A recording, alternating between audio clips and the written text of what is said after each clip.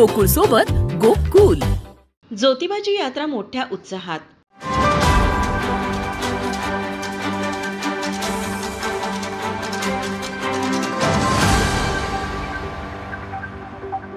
जिल्ह्यातील प्रत्येक माणसाच्या जीवनात आनंद आणि उत्साहाचे क्षण यावेत यासाठी जिल्ह्याच्या सर्वांगीण विकासासह वेगवान प्रगतीसाठी दख्खनचा राजा श्री ज्योतिबाकडे पालकमंत्री प्रकाश आंबेडकर यांनी साकडं घातलं. राज्यातील सर्व नागरिकांना आरोग्य संपन्न, सुखी व आनंदी राहू दे अशी प्रार्थना केली. त्यांच्या हस्ते चैत्र पौर्णिमा ज्योतिबा यात्रेनिमित्त मानाच्या सासनकाठीचे पूजन करण्यात आलं. महाराष्ट्र, कर्नाटकसह देशभरातील भाविकांचे श्रद्धास्थान असलेल्या श्री ज्योतिबा देवाच्या भेटीसाठी आलेल्या भाविकांची लाखोंच्या संख्येनं उपस्थिती होती.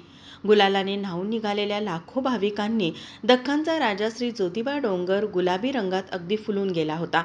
यावेळी सार्वजनिक आरोग्य व कुटुंब कल्याण मंत्री तथा पालकमंत्री प्रकाश आंबेडकर यांच्यासह पर्यटन मंत्री शंभूराज देसाई, आमदार सतेज पाटील, जिल्हाधिकारी अमोल येडगे, मुख्य कार्यकारी अधिकारी कार्तिकेयन एस, पोलीस अधीक्षक महेंद्र पंडित, प्रांताधिकारी समीर शिंगटे, तहसीलदार माधवी शिंदे, गटविकास अधिकारी सोनाली माडकर, देवस्थान समितीचे सचिव शिवराज नायकवडे, महादेव दिंडे, धैर्यशील तिवले उपस्थित होते. यावेळी सर्व उपस्थित मान्यवरांनी मंदिरात ज्योतिबा देवाचं दर्शन घेतलं. सकाळी पहाटे 5 वाजता शासकीय अभिषेक संपन्न झाला.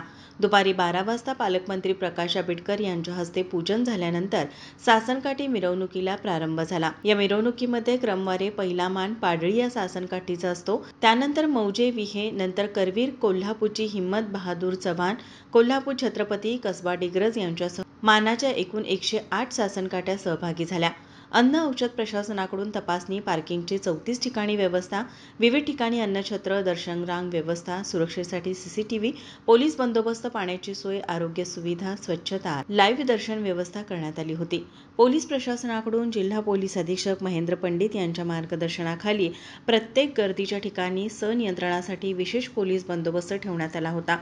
गुलाल खोबऱ्याची उधळण करीत ज्योतिबाच्या नावानं चांगभलच्या जयघोषात लाखो भाविकांच्या उपस्थितीत मोठ्या उत्साहात यात्रा पार पडली. माझा महाराष्ट्र न्यूज, कोल्हापूर.